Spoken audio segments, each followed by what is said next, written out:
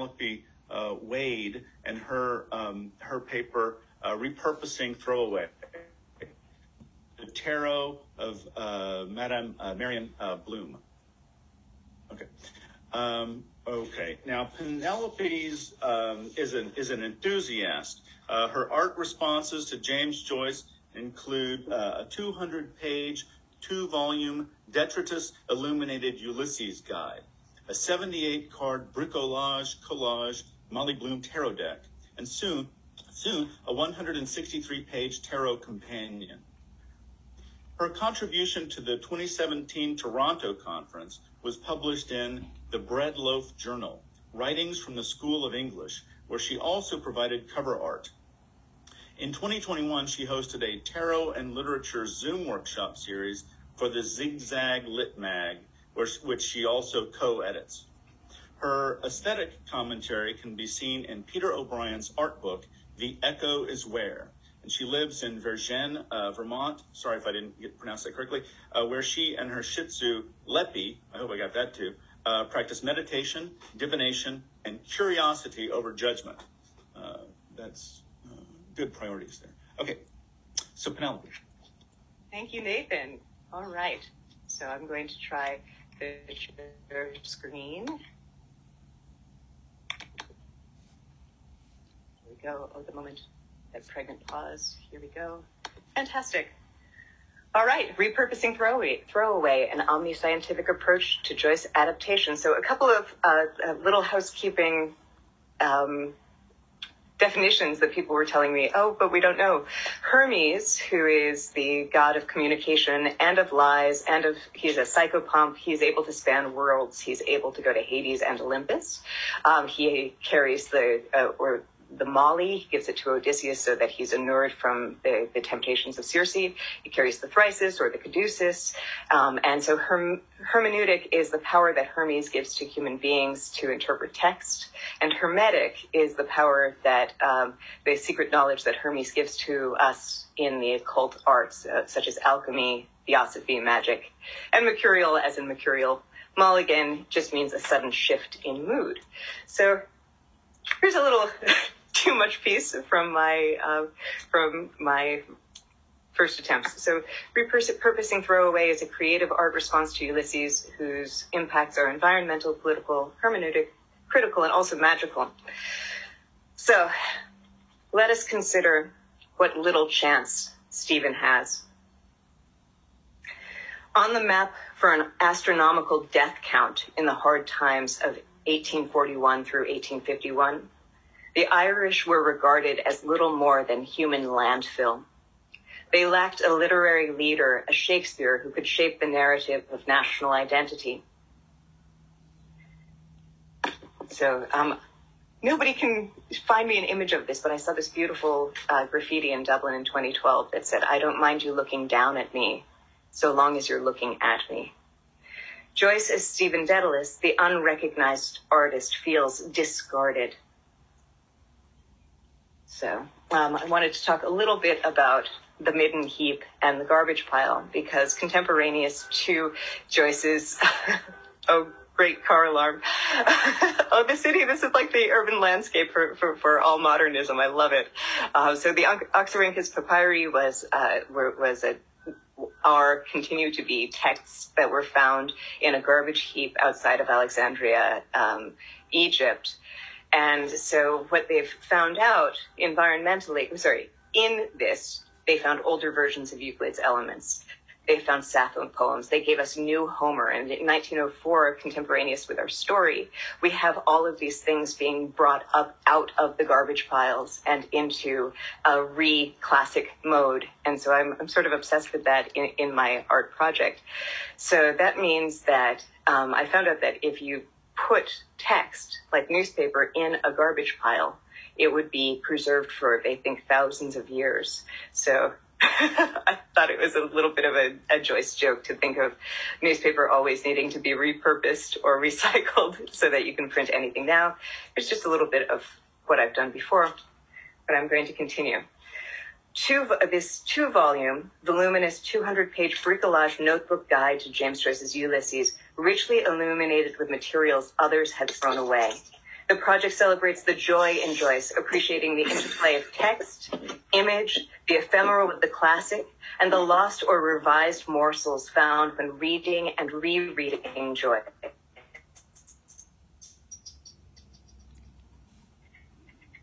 It is a living as opposed to the Beckettian erasure. Whether one thinks of Ulysses as trash, disposable pornography, or unparalleled genius, this project entreats the reader to not discard it. It is a viewer's guide to being an audience to James Joyce's work, one's correspondence as a reader, reader as text operator, and reader as artist. Sort of borrow from the wild there. So thematically, we understand that Throwaway gets to be the embodiment of metempsychosis throughout the text, right? So we are already looking at rethinking Throwaway. If the Elijah is coming, Throwaway becomes a skiff on the Liffey that witnesses Dilly and Stephen's interchange over the French primer, or that we see the dark horse that nobody ever bet on as Bloom himself.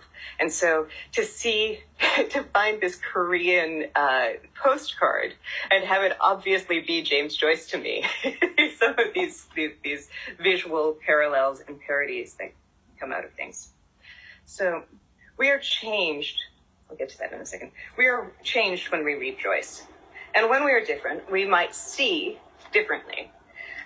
There's this Beckett-like crab's last tape quality to coming home to perspectives one has had from a different strata.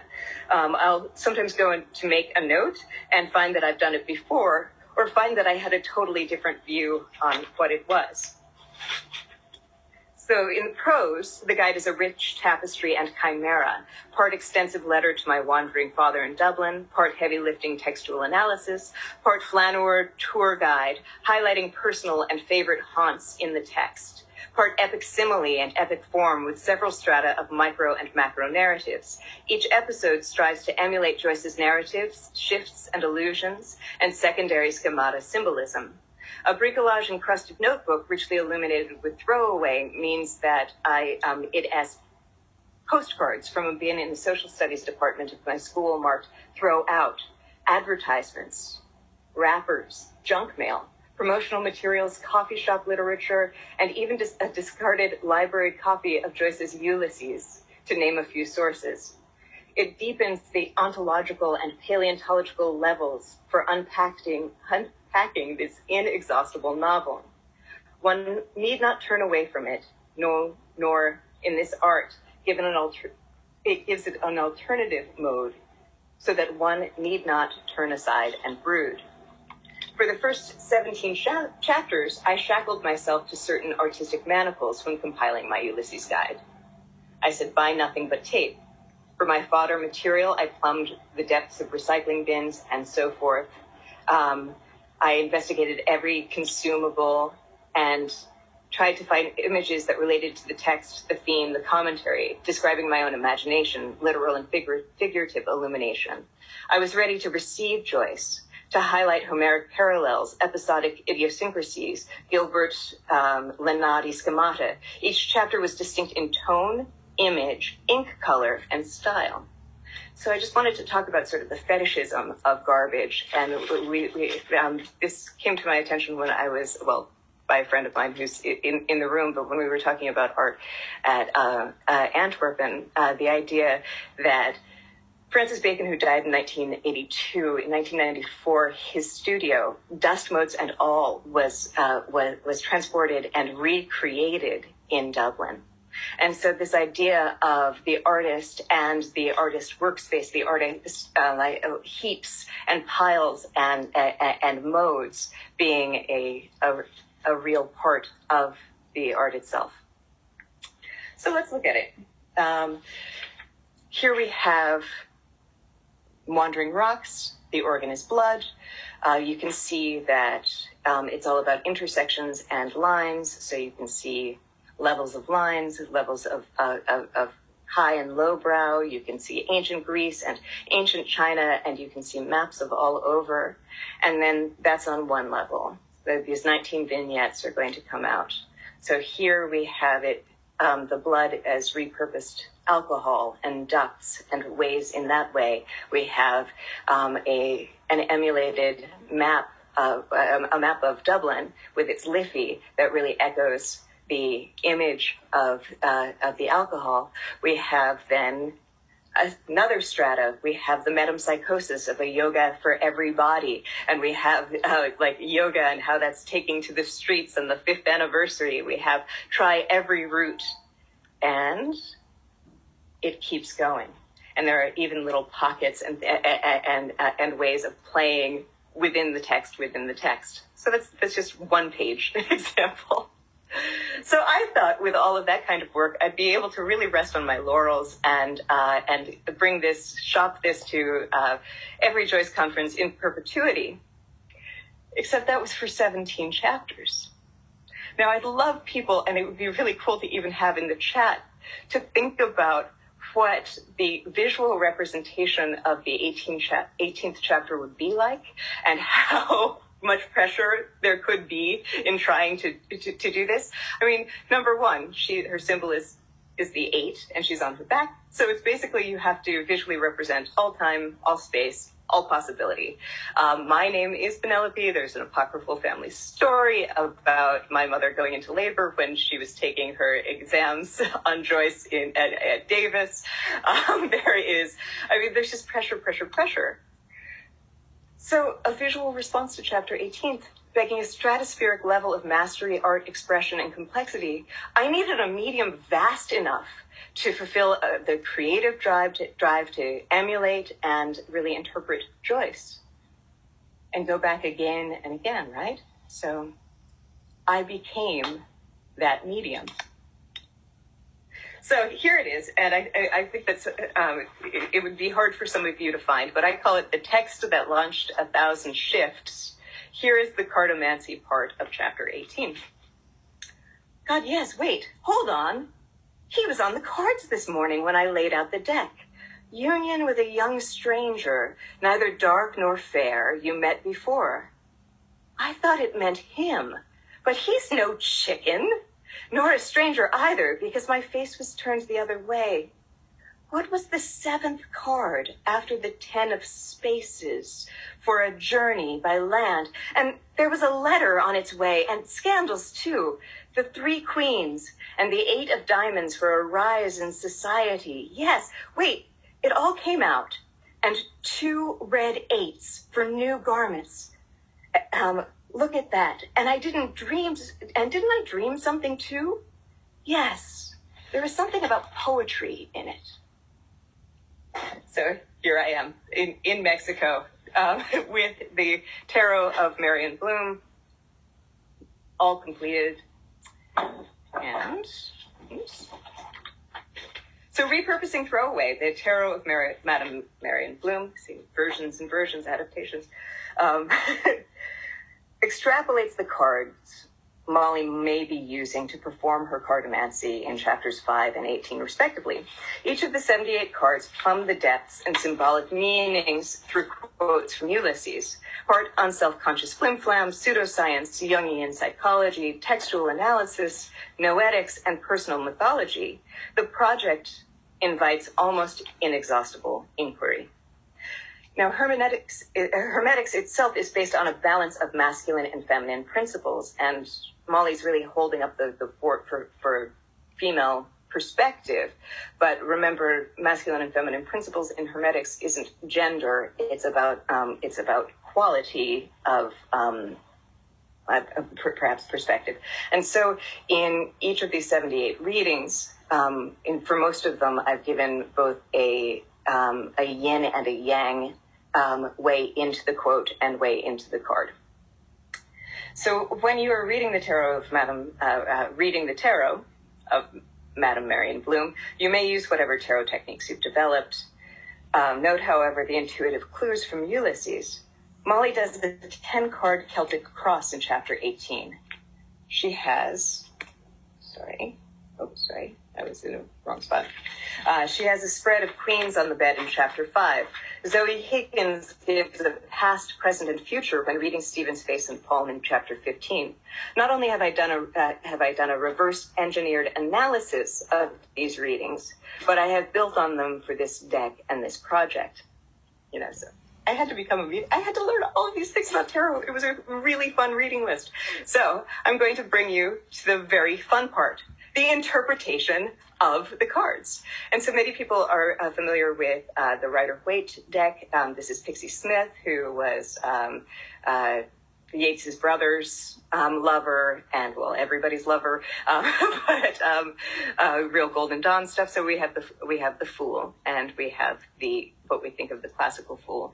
And I've got my 78 calendar dogs representing each life is many days, and we have the dog here. We have the expression of just complete abandon. For me, I got this image because we were trying to get rid of the magenta at work, so we were just printing anything out.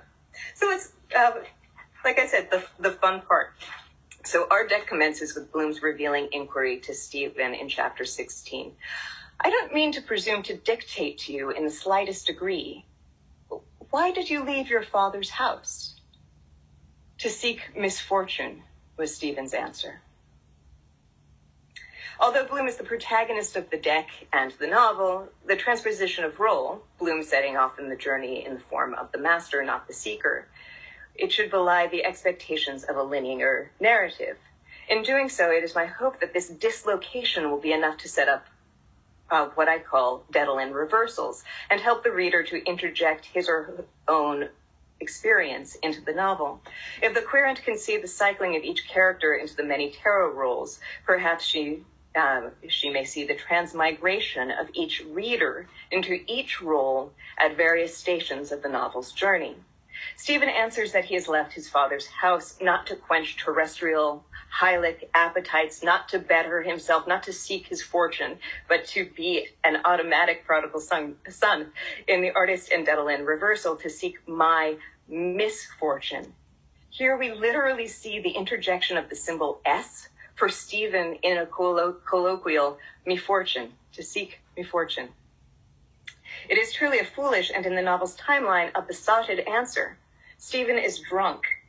The wet-brained conceit might also, high on an alternate reading mode, see Ono Koster's work in this conference on Kardec and alcohol spirits, right? Therefore, the first card should not only orient the reader to the journey's timeline, but also jar and dislocate the reader in order to be swept into the micro and macro narratives, those meanwhile back at the Batcave epic similes. The priggish tone and line of questioning prefigures chapter 17's catechism mode and also establishes a seeker mystic discourse. Jennifer Wick has commented that it is a Shakespeare's Hal and Falstaff diction. You'll find not only does this deck play a Ulysses reference Calliope, but many other literatures weave into the melody. So a little bit more on the art. Here we go. So, the Magician. Although the Fool in this very deck is numbered 00, the Magician makes a better introibo, an introduction, an invocation to the deck than the Fool. I like thinking of Stephen's Anabasis, march up to the mercurial milk priest, initiates a modern or rediscovered or apocryphal Eleusinian mystery, the most famous of the secret rituals of the ancients that is set forth in these cards. The magician is often juggling all of the objects representing the four suits or the four elements.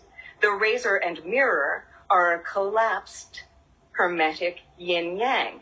The razor, a metal, a sharp sword, linguistically connoting razor wit, and therefore an object to signify air and intellect, the meaning behind the sword's suit, and simultaneously the razor symbolizes transformation, fire.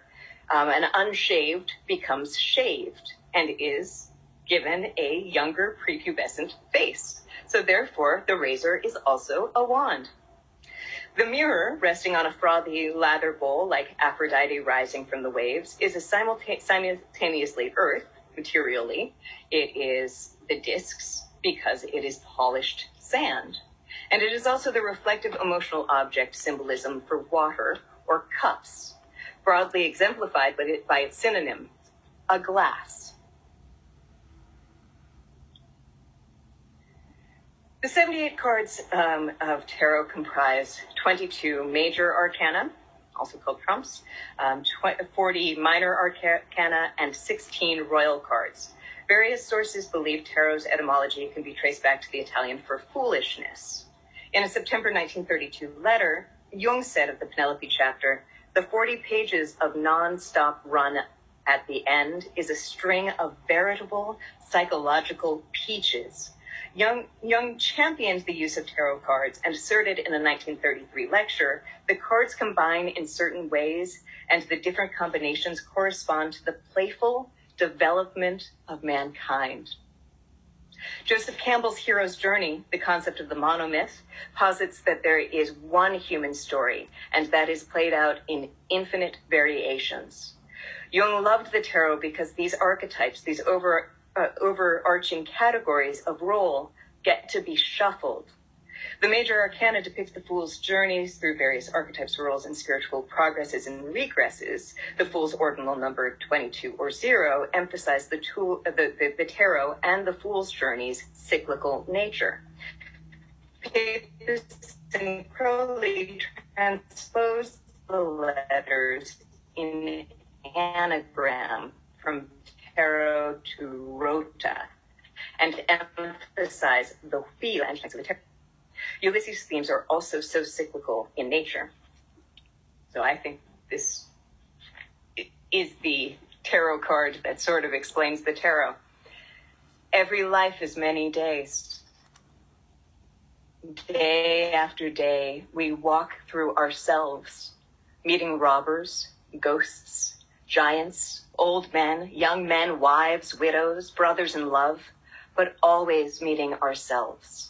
The playwright who wrote the folio of this world and wrote it badly, he gave us light first and the sun 2 days later.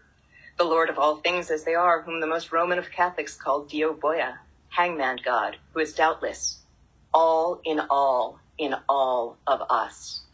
Ostler and butcher and would be bought and cuckolded too, but that in the economy of heaven, foretold by Hamlet, there are no more marriages. Glorified man, an androgynous angel, being wife unto himself. And we have that great Buck Mulligan's play that comes out of that. But then think about us. As Joyceans, we have an extrasensory perception. We have a Joycean sensory perception. We are so attuned to seeing patterns that I believe that the 1982 Olivia Newton-John hit demands. We have to believe we are magic. If you can see here, I can somehow cull a whole bouquet of 4-leaf clovers and press them into my Ulysses deck. I can get I can read the tea bags as well as the tea leaves. There's just such an incredible quality about us. So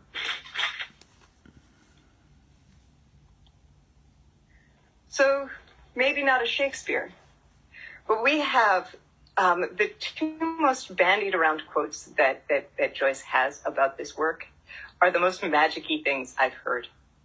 So what is his purpose in Ulysses? I want to give a picture of Dublin so complete that if the city one day suddenly disappeared from the earth, it could be reconstructed out of my book. Who thinks like that but a magician? Like, the city disappears. There is a pleasure in reading and rereading Joyce, and in my obsessive art response, Repurposing Throwaway avers even more of a pleasure in rereading Joyce. The greatest pleasure is, of course, in the exchange of ideas with the tribe. The collective we have been anticipating OmniScientific Joyce's fulgurant moment. I, for one, don't want to be singing Peggy Lee's "Is That All That There Is to My Puppy in My Living Room?"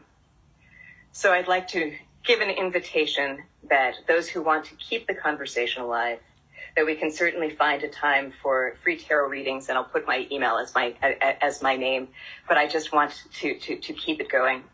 James Ramey, after he delivered his paper at the Joyce and Latin American Conference 2021 on June 10th, referenced his Vassar thesis advisor, Paul Russell, who had shared with Ramey the lament of an ancient Egyptian scribes sorrowing for the end of all writing, that after the Book of the Dead, it had all been said. So I, for one, would like to give up a Shakespeare that breaks his staff and drowns his books. And to give us back what our Joycean right is, the insurance of immortality. So thank you very much.